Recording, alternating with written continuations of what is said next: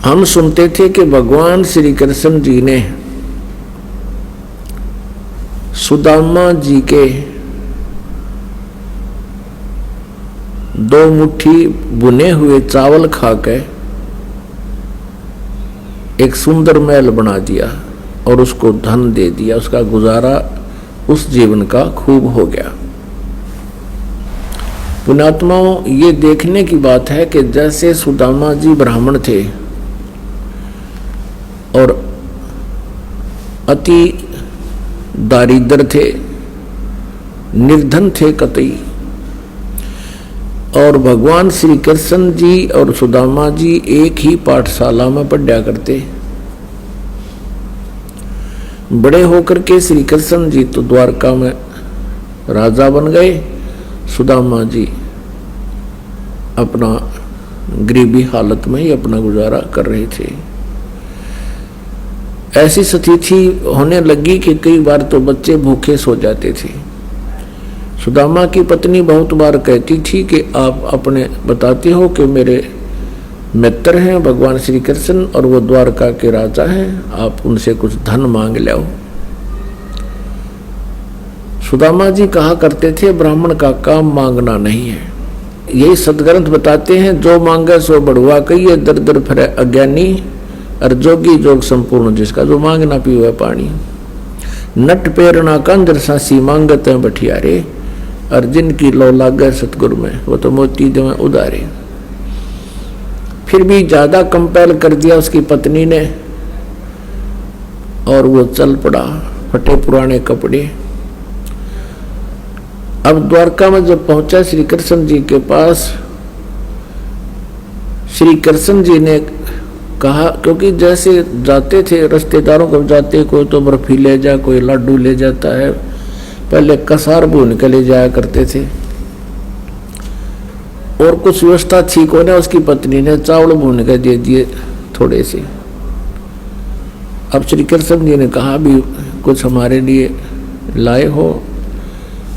पूछने वाला कोली पोटली के दिखावे। भगवान श्री कृष्ण ने देख लिया और वो आहार किया। श्री कृष्ण जी ने पूछा कि आपकी क्या व्यवस्था है, आप परिवार ठीक है, कुशल है? तो सुदामा जी कहने लगे, भगवान आपकी कृपा से कोई कमी नहीं किसी वस्तु की। अब उधर से श्री कृष्ण जी ने देख लिया फटे पुराने कपड़े, वो जान गए थे गड़बड़ हो रही है सारी, पर यो महान आत्मा है, ये कुछ नहीं कहेगा। उधर से पीछे से श्री कृष्ण जी ने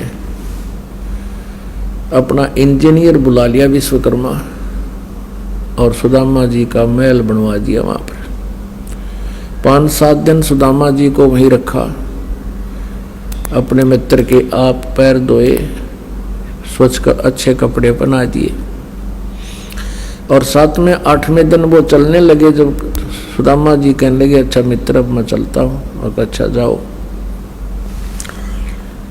अब रास्ते में आके सुदामा जी का थोड़ा दोष आ गया था कि वह देख लिया मित्र, मेरी स्थिति को वो नहीं देख सका, मेरी क्या हालत हो रही है, और मेरे से पूछा है और कुशल है, क्या उसको नहीं दिखाई दे था?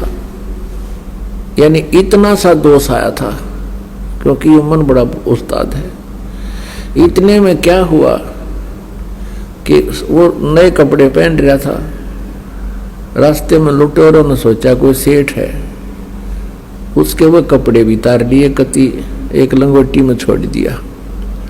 इस चल पड़ा वहां तो लंगोटी में, और फिर कोसरा श्री कृष्ण जी ने देखा मित्र,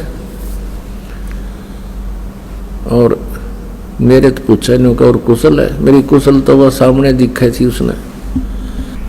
अब कहने का भाव ये है कि ज्यादा विस्तार ना करें। तो वहां जाकर देखा तो अपनी झोंपड़ी के स्थान पर महल को देखकर आश्चर्यचकित रहा, और इसी आधार से हमने श्री कृष्ण जी को भगवान मान लिया।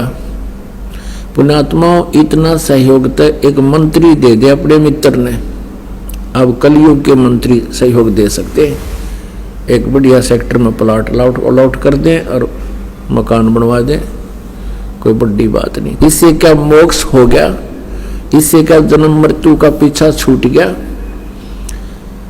अब इसी के तुलनात्मक बताते हैं कि सर नमस्कार। नमस्कार सर क्या नाम है आपका? बलवीर सिंह है। बलवीर जी कहाँ से आए हो आप? सर मैं रायसी नगर से, श्री गंगानगर जिले के। सर संत रामपाल जी महाराज जी से जुड़ने से पहले क्या भक्ति साधना करते थे आप? सर जो मेरे यहाँ परिवार में जैसे आम जो भक्तियाँ होती है, हनुमान जी की, शिव जी की, श्री कृष्ण जी की, माता जी की, ये सबसे पहले चलती थी भक्तियाँ। सर ये जो पूजाएं आप करते थे, क्या उनको करने से कोई विशेष लाभ भी मिलता था?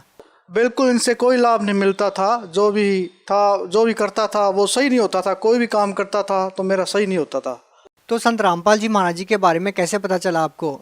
सर मैं एक बार टीवी देख रहा था। मैं हमेशा ही आध्यात्मिक चैनल ज़्यादा देखता था। एक बार जैसे टीवी पर चैनल बदलते बदलते संत रामपाल जी महाराज जी का चैनल है ये आ गया, और देखा तो इनके अंदर ये कुछ शास्त्रों के साथ पढ़ के कुछ बता रहे थे, तो मेरे का कुछ ये बहुत अच्छा लगा।